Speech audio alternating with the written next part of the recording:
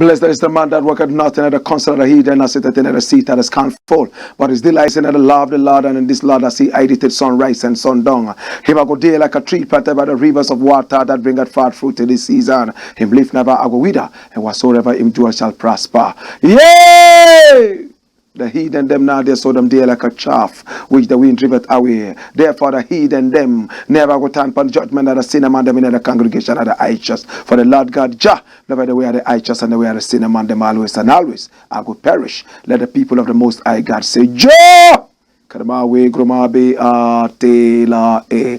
name of the Lord is a strong tower, and the righteous run into it, and them is safe. Many are the afflictions of the righteous, but Jah shall deliver him from all of them. And I give thanks and praises unto your name, King of kings and Lord of lords, the conquering Lion of the tribe of Judah, and Master Yahuda, and Master Negusta Daniel, Komaya Sataya, Aimana Pio Aya. This is a Blakk pot, aka Kukushodamo, where we speak truth to power. My brother, my sister, we are keeping our leaders on their toes. We are keeping our leaders abreast with the plight of the people. My brother, my sister, this is the Blakk pot, aka Kukushodamo, where we speak truth to power. Only the truth to power. Come along. Now my name Blakk RASTA. And in every traditional African home, there is a Blakk pot. And whenever this Blakk pot rests on the fire, there is something sumptuous cooking. My brother, my sister, today we want to serve you with some of your wildest delicacies. This is the Blakk pot, a.k.a. Kukushodamo, where we speak truth to power. We normally would not like to criticize, but if we must criticize, we would only just criticize to build and not to destroy. That is why we say it's all in the service of God and country. We are only interested in the development of our people, our continent, our line. And we are live on Pan-African TV, also live on Loud Silence TV. My brother, my sister, this is the People's Show. Come along, let's talk and let's see what we have for you today.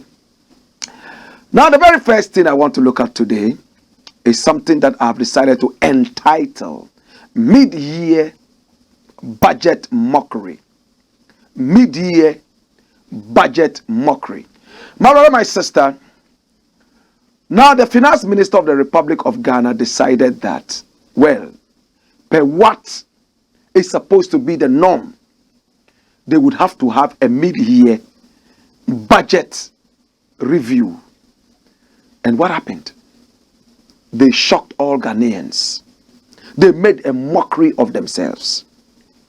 Now, top of the agenda. Now, we all remember the e-levy brouhaha, electronic levy. We remember the finance minister telling the whole country that e-levy was going to be the solution to a lot of the problems that the country was facing, right? In fact, they just fell short of saying that e-levy was almost manna falling from the heavens. We remember the information minister, Opon Kruma, coming to tell us what? That as compared to e-levy, the road toll was nothing but chicken change. Why the two comparisons? Because all of a sudden, they wanted to play Politricks with the Ghanaian mind. They scraped off, yes, they scraped it. In fact, scraped off what we refer to as the road toll. Whenever you drive on the road and you drive on a bridge, there's a toll booth where you pay your road tolls, right? They scraped it off and decided that they were going to introduce the e-levy and that the e-levy was going to be the Messiah. They told us how much money they were going to make and how the e-levy was even going to help to build more roads and so on and so forth. We remember how the Minister of Roads made a mockery of himself when he said that the toll booths were going to be turned into public convenience places, right? Do we all remember that? Yes. The Minister of Roads said, we are going to turn all the toll booths into public convenience places so that when drivers are on the road, they can easily park and then use the bathroom, they can use the toilet and so on and so forth. And many of us said, now we stopped all these tolls. One, because we had the Messiah e-levy. And two, you are now telling us that with the road toll script, we were praying that the traffic on the roads would have reduced, right? But if you are going to bring public convenience places right on our roads, then you're going to cause more traffic and even accidents. But true to their words, they truly are the comedians of our time. Well, they came with a mid-year budget, Mockery. And what did they say? That they are bringing back the road tolls. How are they bringing it back? They have chameleoned it in another way. So they would present it to us. And like kindergarten children, we would accept everything and sing the rhymes along with them. Hear me now, my brother, my sister. First and foremost, they are saying that they are going to extend the motorway. What is called the motorway extension. And after it is done, they are now going to charge money for road tolls. And on all new roads that are going to be built from now, they will charge road tolls. This is interesting, isn't it? My brother, my sister, at the end of the day, they are bringing back the road toll system. Look at the headline. Road users on Accra Tema motorway to pay tolls after expansion works. And this is from Graphic Online. That is the national communicator. My brother, my sister. Now, is it not going to be a mockery to say, oh, new roads we will charge, all roads we will not charge? What is it? All the roads are going to be charged as long as we have bridges on them and other such things. They will end up charging everybody. Watch this. It is the same thing. Accra Tema motorway extension will be told when completed. And this is Oforiata talking. Many Ghanaians are laughing at them because these people seem to be confused. In fact, these people are serious comedians who have no humor. Who is a comedian without a humor? You are nothing. Now, the comedian's work is supposed to be humorous, right? You are supposed to have humor so you can make people laugh. So if you are a comedian without humor, then you are a non-entity, right? This is what the government is doing. Now, you can see in this cartoon, and it's interesting. And this is something that one Sabase Cephas has brought out. See what he wrote. The government is just clueless. Yes, this government is just clueless. They are eventually reviewing all their policies, and that's true. And you can see at the back there, that is a cartoon of the Rose Minister hiding there whilst the the finance minister is carrying all the public places of convenience away. You see what we talked about a few seconds ago? So these guys are confused. That is why the IMF is here anyway. When a country fails, that is when the IMF comes in to discipline you with your expenditure. The finance minister has to resign. The president must go away. As soon as the IMF comes in, it tells you that you have a problem. And what is the problem? The problem is that of incompetence, is that of frugality, is that of foolishness. And if we are people who really love this country, we should kick these people out. They chased Nkrumah out of this country because they said the country was going through hardships, and that Nkrumah had saddled this country in untold debt. Nkrumah, in his own words, from Guinea, said, oh, what foolish people, what terrorists, what bad-minded people. Today, they have saddled us in real debt, and they are still holding on to power. My brother, my sister, this budget review is nothing but a budget mockery. Dash it away, make we deal with the next thing. The next thing I would like to look at is another interesting piece. And this one says, the Politricks of graves. All of a sudden, these guys are interested in graves. This is about the third time I'm talking about this, right? Graves. They have gone to desecrate Nkrumah's grave. I was there 2 days ago. And what did I see? The whole place is broken down. The walls are broken down. They've just brought some roofing sheets, some corrugated iron sheets around the thing, and at the back, goats and sheep are all going into Nkrumah Mausoleum. And they say they want to refurbish it. Now, the Nkrumah Mausoleum is the final resting place of Kwame Nkrumah. Now they have broken down all the walls in the name of renovation. When you are driving on the street, you will see corrugated iron sheets at the back. The walls are broken, no iron sheet, nothing. And goats and sheep are running in there, in and out. Anybody can just walk in there, my brother, my sister, and remove Nkrumah's body from the grave. It's that easy. Why are these people doing this? I hear they want to even bring some other members of the so-called Big Six into the Nkrumah mausoleum. In other words, they want to bring their statues and busts so that they will make it complete. The Big Six mausoleum. What foolish people, in Nkrumah's own words. When Nkrumah addressed them from Guinea, he did not mince words. Nkrumah did not go diplomatic. Nkrumah did not use euphemisms. Nkrumah went in there hard on them, called them fools, called them wicked, and called them traitors. How many of us have heard that speech? How many of us follow Nkrumah? How many of us are students of Nkrumah? How many of us are Nkrumahs? Every true Pan-Africanist must be an Nkrumahist. My brother, my sister, whilst Pan-Africanism is a bigger agenda that Kwame Nkrumah himself advocated, Nkrumahism forms a strong pillar in Pan-Africanism. True? Here we are, the grave of the biggest Pan-Africanist in the whole of Africa is sitting down and exposed to torture, exposed to animals, and exposed to fools. Yet, this was the man who founded this country. This was the man who taught us our first lessons of Nkrumahism and Pan-Africanism and patriotism. This was the man who held our hands and directed us straight into the Mecca of Pan-Africanism. Today, my brother, my sister, this government says it wants to renovate the place. The place was not in disrepair. Yes, we had a few things that needed, to be touched. But it did not call for a wholesale refurbishment of the place. Today, my brother, my sister, that is what they want to do to Kwame Nkrumah. Remember, this was the man who was buried thrice already, right? Now, all of a sudden, we also heard that some CPP members wanted the body of Nkrumah to go and bury elsewhere.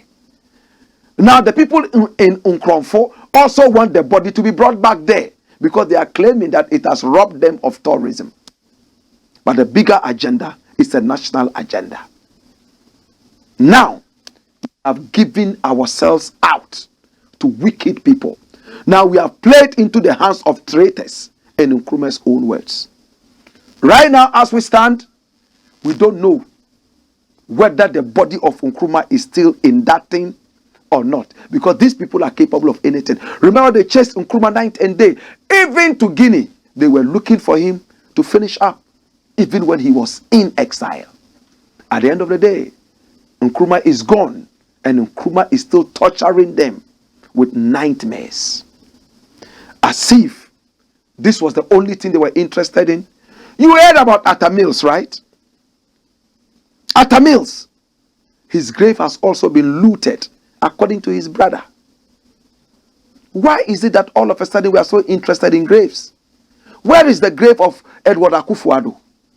Where is the grave of J.B. Dankwa? Where is the grave of Se Oforiata? Where is the grave of Se Akukosa? Where is the grave of all the other people who came together to torment Nkrumah? Nobody's talking about those graves, because even the devil, Lucifer himself, is not interested in those graves. They are looking for the graves of the makers of civilization. They are looking for the graves of people who touched the very fiber of democracy and patriotism in this country, not villains and terrorists. My brother, my sister, hear me. Atta Mills's grave, according to the family, has been looted. They went in there trying to refurbish it the same way they claim they are doing to Nkrumah's mausoleum. And whatever rituals went in there, we are not aware, we don't know. Whether the body is still there or not, we don't know. And according to Samuel Atta Mills, the younger brother of the past president, John Evans Atta Mills. That same year, Koku, the buffoon, is the one who is interested in destroying the whole family. Now we are hearing that they are taking him to court. They will make sure that the so-called Atta Mills Committee or Foundation, whatever it is called, my brother, my sister, will be annulled, because to them it is illegal. It is not authentic. And they do not want Koku Anyido to be making coins out of the death of their brother. I think I agree with them. You cannot love a man more than his family. Yes, the whole family cannot hate a man that much. At least there will be one person in there who would be for the person. As it stands right now, more headlines are coming up. Atta Mills several times sacked Koku Anyido, and that's the late president's brother. That same day, Samuel Atta Mills. He said he sacked him. Why did he sack him? He said he was not behaving well. He didn't go into details, and he sacked him several times. But his godfather always came in there, and he helped him out and talked for him, and Atta Mills accepted him back. And this is even more damning. Come along, come along, come along. Come. This is even more damning. Watch this. From Ghana Web.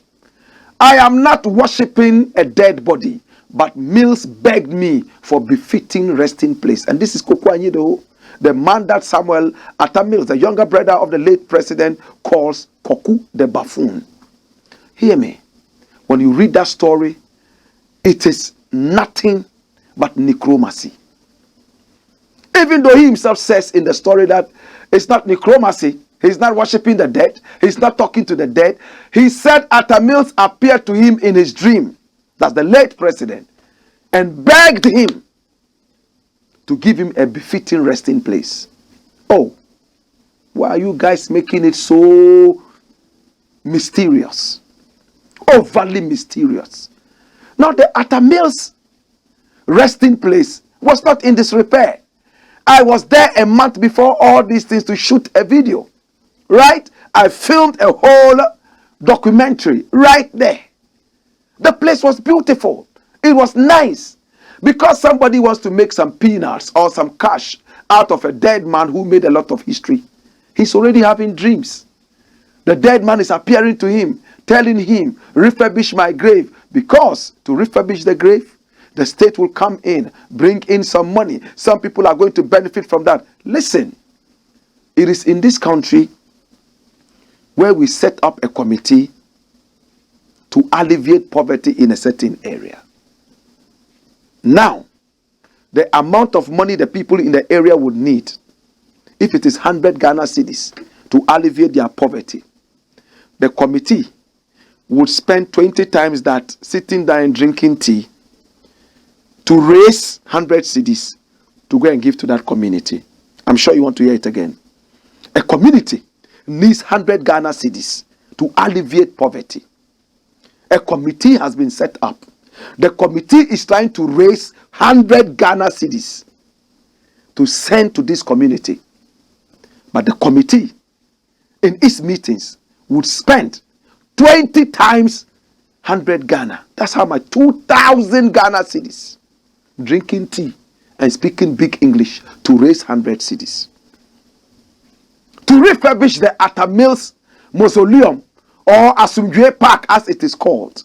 My brother, my sister, if you look at the amount of money spent in there, how much went into some people's private pockets, you would now understand why Samuel Atta Mills is saying somebody is making coins out of the dead man. But interestingly, look at this. God forgive you for performing stinking rituals at Asumdwe Park. And this is Koku Anyido who's still chatting and talking. It is the people's brother. Yes, he was a president. Yes, he hired you and fired you, fired you, as said by Samuel Atta Mills. Why are you fighting the family? Why are you chasing the family away? Now the family refused to come for your so-called official celebration, and they decided to go privately. on the 10th anniversary of the death of their brother to also do whatever they did. And you refer to that as stinking rituals? Oh, my brother. I think Politricks has swallowed some people and they have become so bitter. If you truly love this Arthur Mills that you said you love, he was a man of peace. He was a man everybody called what? Asumdwehene, the king of peace. With all the rancor, with all the bitterness, the anger, the fighting, the bickering, do you think that you are serving the poor man's soul? You said he came to you in your dream, begging you for a good resting place. Is that the bedrock of the resting place you are building? Rancor, bitterness, anger, malice, and bickering. What's happening? Sometimes I wish the dead could rise one more time, slap a few people, and go back to sleep again. I'm sure Kweku's head would have been slapped several times and turned upside down. What is this? If this was your father, would you treat him like this? So much hula baloo, so much noise around one man who wanted to rest in peace. According to Samuel Arthur Mills, his last words before he died was, God, oh Jesus, I'm coming to you. Hold me in your bosom in peace. The man was still talking peace at the time he was going away. But you have broken him into pieces and expecting him to rest in peace. When we return, my brother, my sister, we have a lot more to share with you. But this politics of graves, what is it all about? We as historians understand. Do you all remember Idi Amin Dada? In his tradition, if his enemy died, he had to go find the flesh of the enemy and eat it raw, so that all other enemies alive will be subjected to the same fate as the dead man lying down there. Do you understand? Is it also in the tradition of these dirty people in power that when their enemies like Nkrumah and Arthur Mills die, they should go after their bones? I'm just asking. When we return, we have more. Whoa!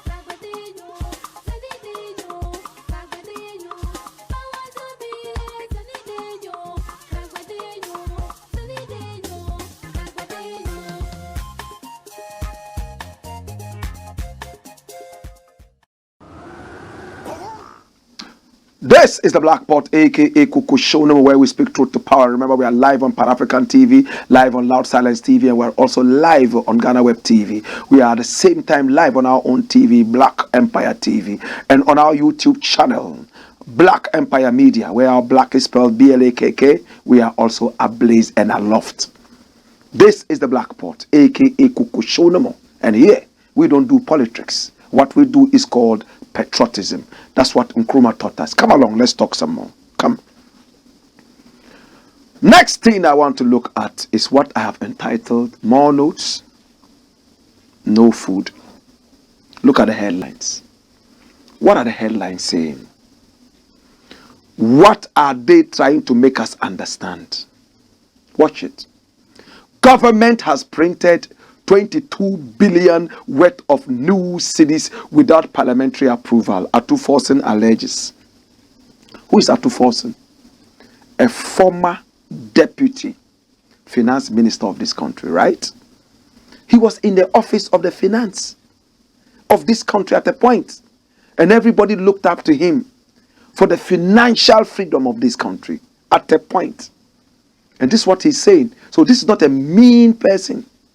This is not a small person making this allegation that they printed 22 billion Ghana cedis without the approval of Parliament. The big question is, do they need the approval of Parliament to print new notes?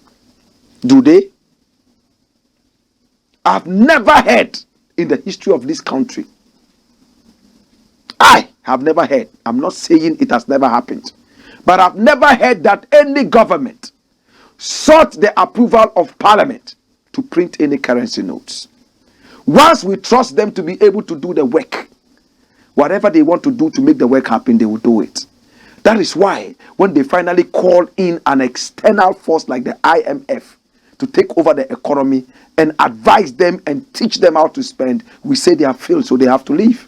Because we entrusted you with all our body, mind, and soul so that you would run the economy. So if you fail, we fire you or fire yourselves. Now, what is Atuforsin saying? Did they print this? Now, read what is there.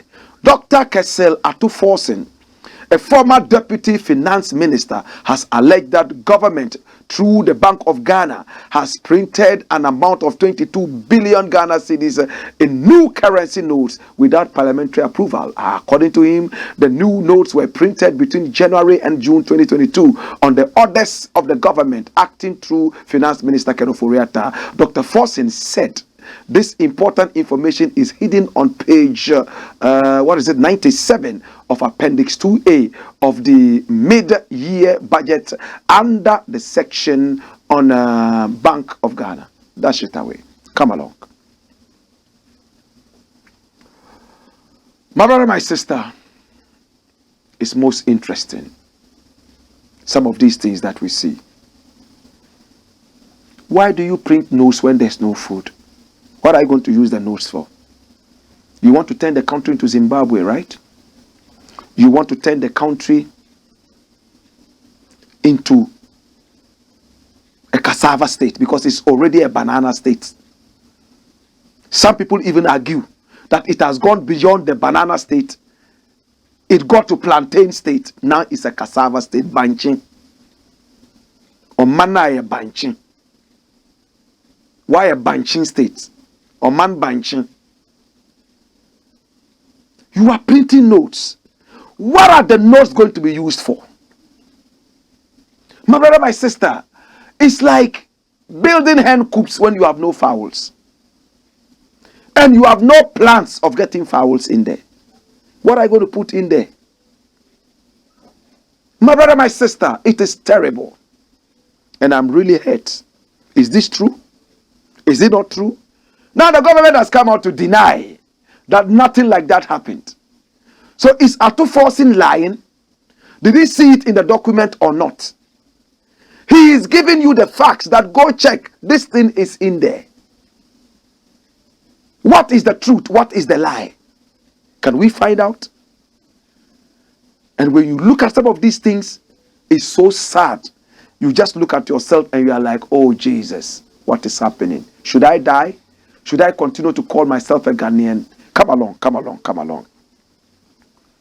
Let's look at this issue carefully. Let's read. They have printed how much? 22 billion in fresh money without the knowledge of the parliament. That's what I want you to look at. Is the parliament supposed to know? Is the parliament not supposed to know? I'm interested in knowing. Now look at the recent inflation. Unprecedented inflation in this country. Schools are running out of food, so they are stopping all their sports programs. Teachers are crying that, there's no food. So because of that, they also want to rest at home. The Catholic Church is crying that they can no more continue feeding some people, even in some of the universities, because there's a food shortage. Where is that Greek minister who said everything was okay, there was no food shortage in Ghana? My brother, my sister, it's because you have too much money. They are just printing. It's cheap, weak-minded economists who think that they can solve the nation's problems by just printing currencies without looking at production levels. To God be the glory. When we return, I still have two more issues, and they are international issues. One, on Africa in general, and the other one is about Zimbabwe. My name, Blakk Rasta. Wayo!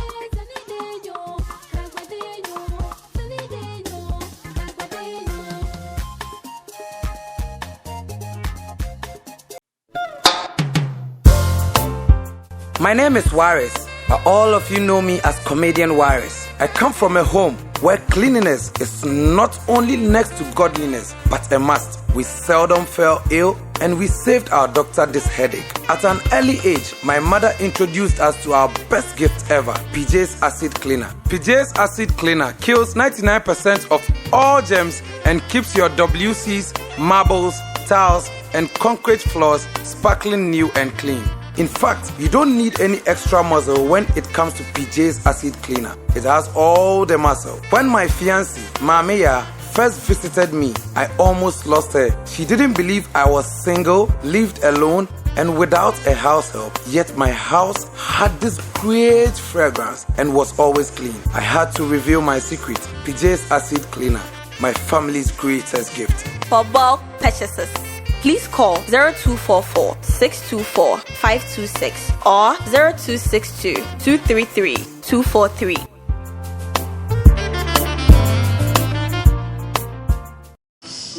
Sorry. Oh, Doc. Yes, and you walk, Doc. I want to know why you did. We know why she. I've said, you need to know. No, say the young kukru. So your stomach was up. Said the young. Had been so sad by count. And then crying. Meaning said if you be forcing you know, I don't know. Test results natural say when you malaria when emoji. Yeah, 3D. Yes, malaria. Nani yem no so we no here. Tinatet tomac and a tinatet malake. Famano nano ho betono.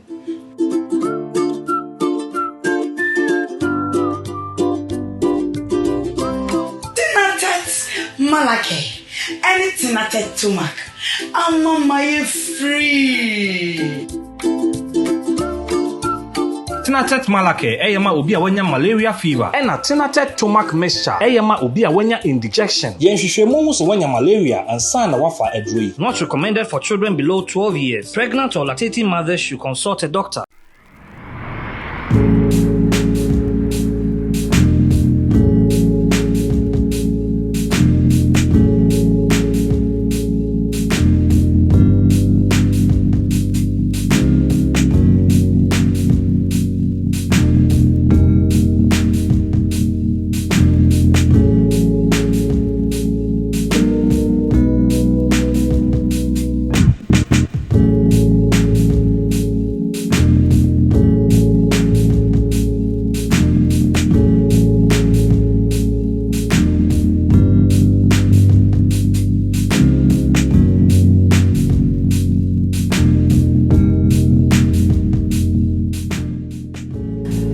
Luxury home, it's a beauty place for every woman.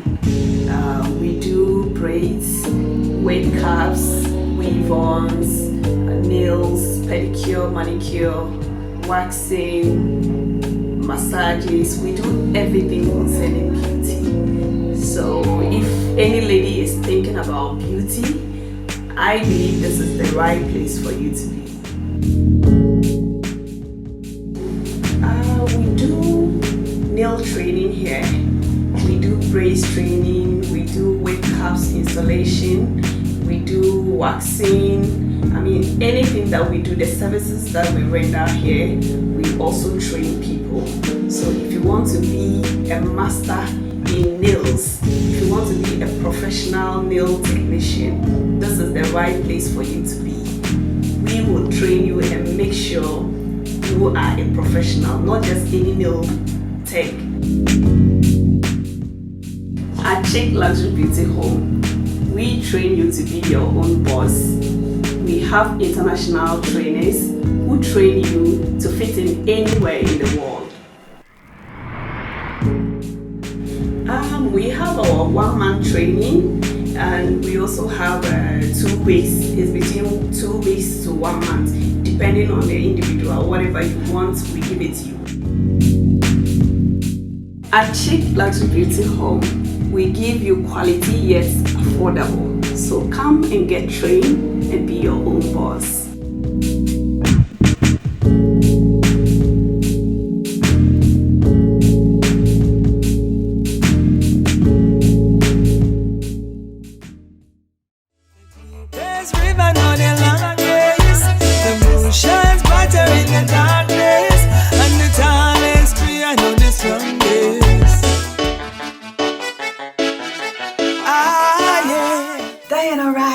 First of all, is a Jamaican. Yes, I'm a Jamaican. I was born in a little parish, a beautiful little parish called Clarendon, outside of Kingston. Everybody knows Kingston, but Clarendon is where I come from. I am a singer, I am an author, I am a songwriter, I am a poetess, and I am an actress. Right? I do the whole, I've been doing it for many, many years. And so basically that's who I am. I'm anything art, everything art, that's me. You think art and you think Diana. Yeah. I do reggae music, I do inspirational music, I do cultural music, I do gospel, if you call it gospel. You know, I just do uplifting, clean music. Even the 12-year-old can listen to it. You know, or the adult, if you feel like it needs some motivation or so. The kind of music I do will really, you know, motivate you, and that's basically what I do, reggae predominantly. Okay, so the inspiration behind Bed of Roses is this. I actually, you know, bad to bad, as we say in Jamaica, there's that little stigma that has always been going on that, you know, most men are not good men, and you don't really have good men, especially like if they're poor and they can't take care of you. Women have 2 hands and 2 feet too, so you're crippled, you know. You don't necessarily need somebody to take care of you. What you need is a man with a good heart who loves you and who will work with you so you can build an empire. So Bed of Roses is really in the defense of men, and so also to really rewrite the narrative that if a man is poor, he can't take care of and that is not good. It's not good for you, which is a lie. You understand? So there are lots of men out there who don't have a lot of money, but they are good and upright men. You know, they just want someone to work with them and someone to motivate them. And so that song was really, you know, to celebrate good men who don't necessarily have a lot of money. Nice little ranch down a Ochi. Only for veggie where we plant, me not go hungry. Come and say, Luchi and movie in our pantry. Give me a firm foundation when no Sunday. Bed of Roses is available to the public on our platform called 16 Bars Multimedia. So on the website it will be the 16BARS M-as-in-Mary.com. So that is 16barsmm.com. Definitely. I am available for live performances any day of the week. So you can contact me on, first of all, you can reach out to me on my Instagram as Empress Diana, and my Diana has 2 N's. So that's Empress, which is DIANNA. So that's Empress Diana, that's my IG. And also you can also, you know, send me a link or something on our YouTube. Our YouTube is the same name of our website, 16 Bars Multimedia. We have lots of work there. You can reach us there, and also you can reach us at 16barsmm@outlook.com. So that is 16. This time it's the word all spelled out. 16barsmm@outlook.com. And if you choose, when you go on our website, which is the same 16barsmm.com, you can go to the contact page and send us a message. You understand? And usually we respond within a couple of hours. All right. So that's basically it, and I'm sure at the end of this, you will have a number somewhere to contact us. All right. So that's it. That's what I do, and keep the music locked. Yes, I bless. Nice little ranch down a Ochi. Only for veggie where we plant, me not go hungry. Come and say, Luchi and Mo in our pantry. Give me a firm foundation. Am I a sumo? Yes, Mama Rade. And you may a king cancer, no. You have my sister Paulina and a day after. You may a king cancer, no. You better free.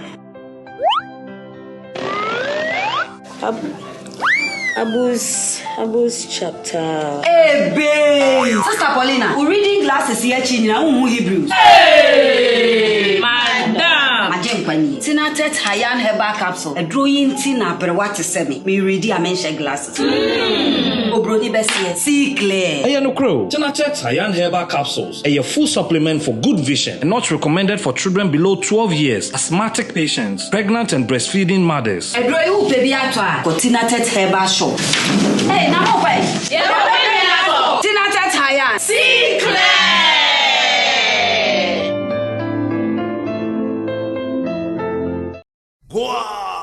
Skipper George. Blackpot. Kuku Showdown. This is the Blackpot, aka Kuku Showdown, where we speak truth to power. The next thing I want to look at is entitled Zimbabwe Finds the Way. Zimbabwe finds the way. Robert Mugabe's Zimbabwe. He ruled that country all the way from 1980 until recently when they kicked him out. It looks like that was the savior of the country. But his party is still in power. When I was in Zimbabwe, my brother, my sister, on the invitation of Robert Mugabe to celebrate his 92nd birthday, yes, there were serious economic sanctions by the West on Zimbabwe. But Mugabe stood tall. The country that we read about in the news and were told that the whole country was tattered and destroyed, that was not the country I saw. Maybe I didn't go to the areas that were so tattered and bad and dismantled by HIV/AIDS. Zimbabwe was still thriving. They were spending the dollar. When I got to Zimbabwe, I was wondering, why would these people be spending the American dollar? You go to the market, it's dollar. The Zimbabwe currency was not there. Then I remember that I had read about something like that somewhere. But the reality was that they had made sure that the sanctions had crippled the Zimbabwean currency. And Robert Mugabe said, well, let's use the enemy's currency. And they started using the American currency. My brother, my sister, it's interesting. They started using it, pushing it. And every Zimbabwean was spending the dollar now, American dollar. It was in Zimbabwe I saw the dirtiest dollar note, because they were circulating it amongst themselves. And I knew that if the American president at that time, Barack Obama, had seen the currency, he would have vomited. Very dirty. Better still, they would have lifted the sanctions. But no, the sanctions were never ever relieved. They didn't care about the innocent people dying in Zimbabwe. They were only bothered about one man leaving the space. Long after the man died, the sanctions are still there. Yes, some people are still trying to lift one or two sanctions. Africa couldn't come together to support its own. No. Today, the Russian ruble is the biggest currency in the world. Are you aware?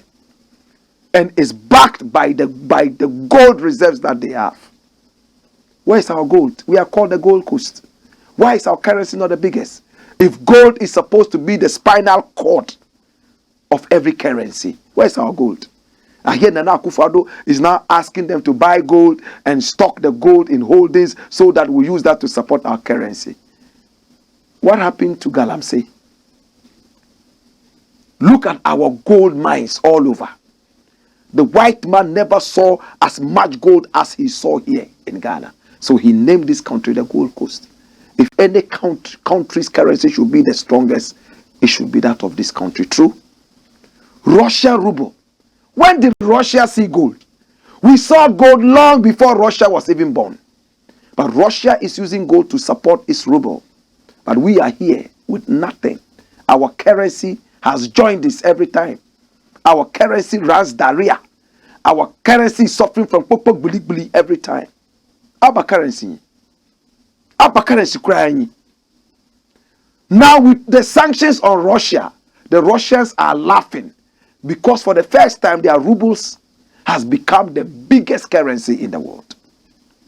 Bigger than the dollar. As for the euro, it has gone into ICU. My brother, my sister, is Russia that powerful?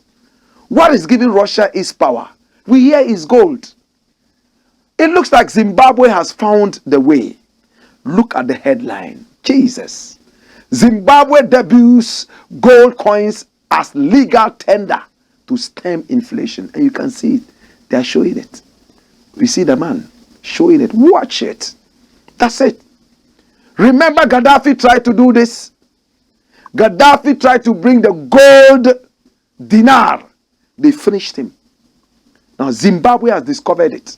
Now in Zimbabwe, instead of using the American dollar, you have the opportunity to pick up this gold coin and you can buy food with it, buy the subject to the availability of the food. Give me the reading instead. Watch it. The government is trying to what? Moderate the very high, not just the high, the very high demand for the US dollar.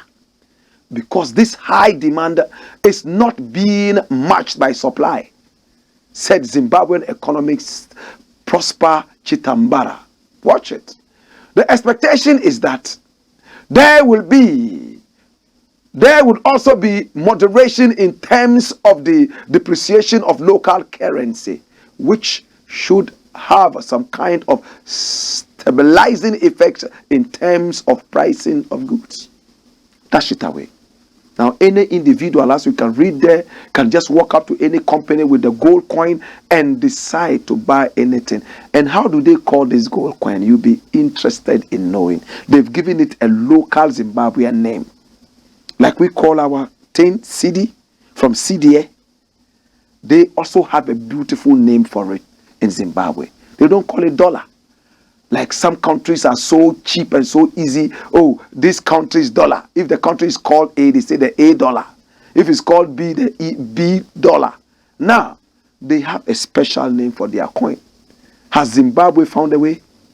Is this going to help Zimbabwe fight?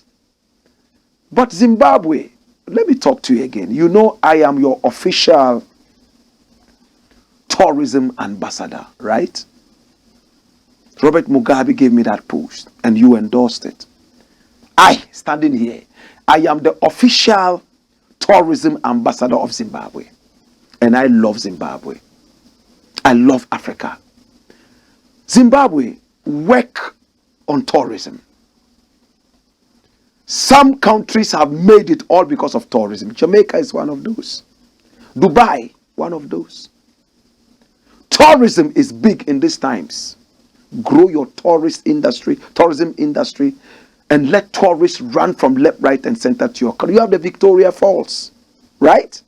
And you have more. Agriculture, let it work. Don't let wicked people be happy because they have suppressed you for too long. It's a good thing that you have your gold coin. Make sure it works. Support the gold coin. It is your way out of bondage and suppression. If you understand me, I just want to say, thank you, Zimbabwe. You've come far.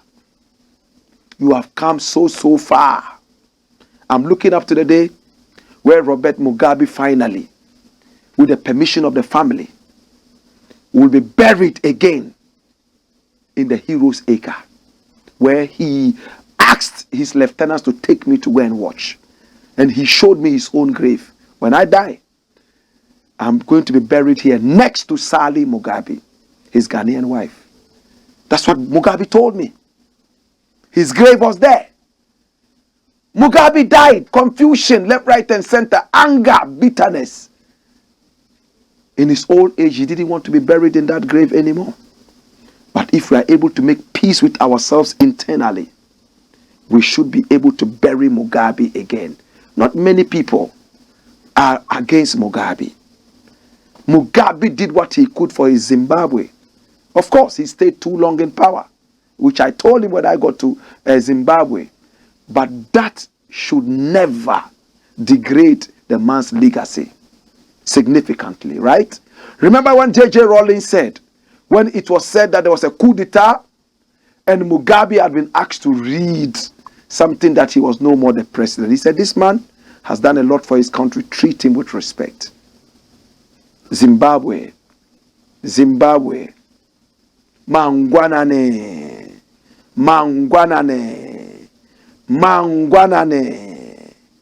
Dash it away. Come along. Come here. Last thing I want to look at before I leave, I have just a few minutes, is what I've decided to caption: Chinese colonization of Africa. Do you know how many countries in Africa owe China?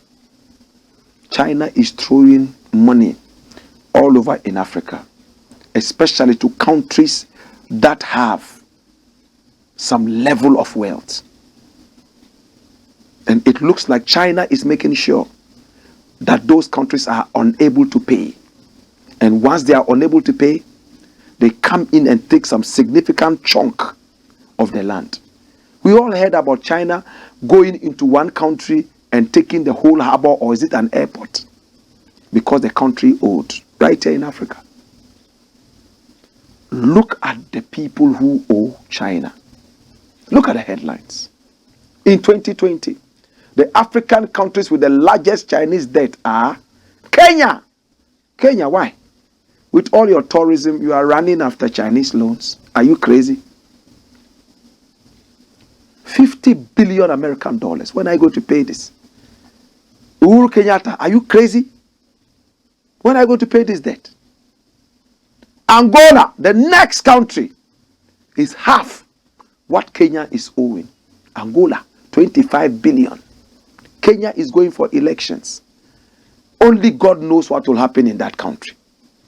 Every time elections come in Africa, people lose their minds and kill each other like animals. I hope Kenya will not do it to Africa this time. A great country, Jomo Kenyatta's country, wonderful country. They have turned it into a country of loans and Chinese colonization. Look at Angola. Come down and look at Ethiopia. Ethiopia is torn apart, fighting and killing. 13.5 billion. Come down and look at Zambia. 7.4 billion, right? Are you seeing it? Can you see it? Republic of the Congo. That is where they have all the lithium. Lithium is what they use in making batteries, phone cells, cell phones and all that, right?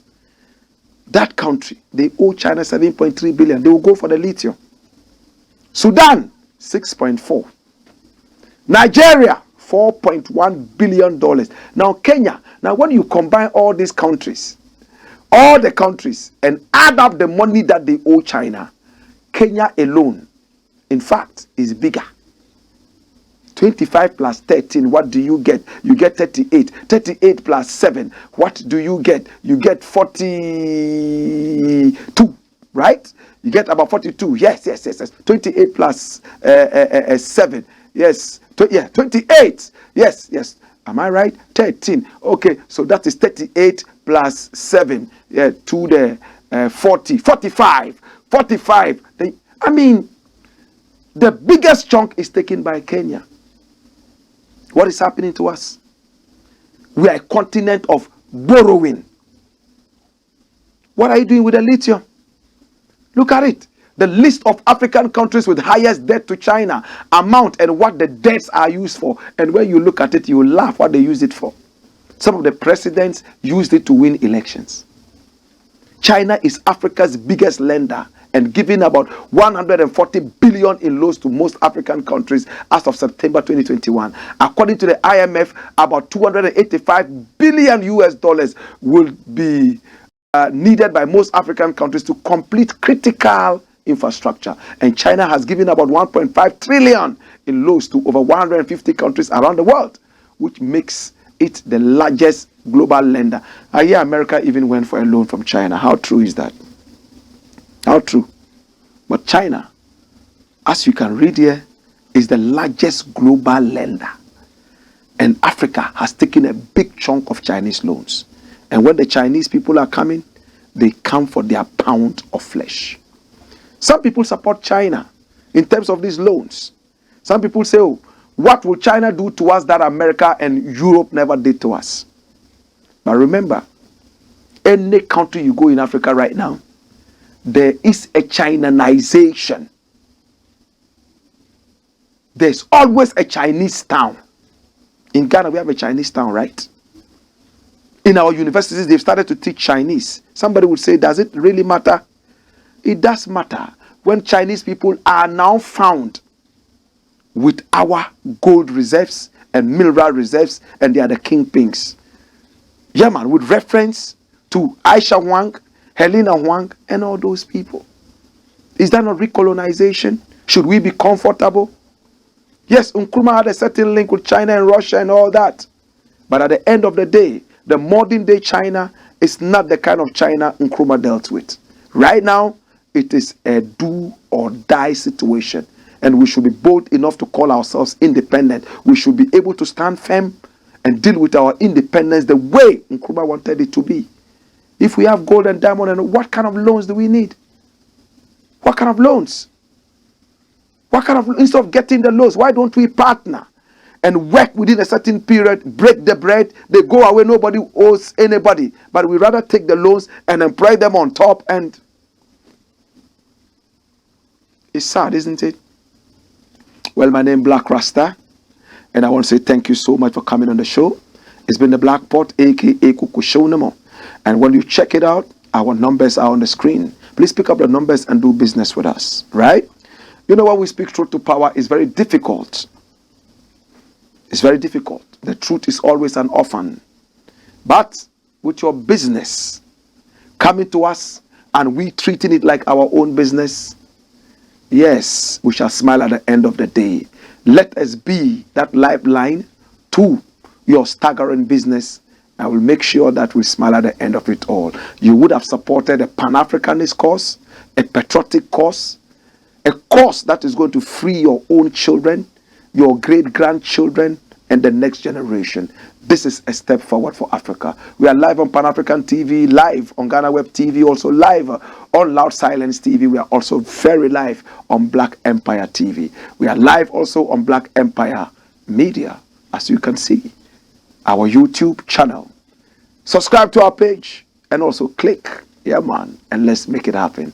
In the interim, Africa, we love you. We are heard all over Africa, and we are watched all over Africa, Zimbabwe, Kenya, Nigeria, Cameroon, and even in Niger, Zambia, Tanzania, Ethiopia. They watch this show. It's Africa's biggest Pan-Africanist show.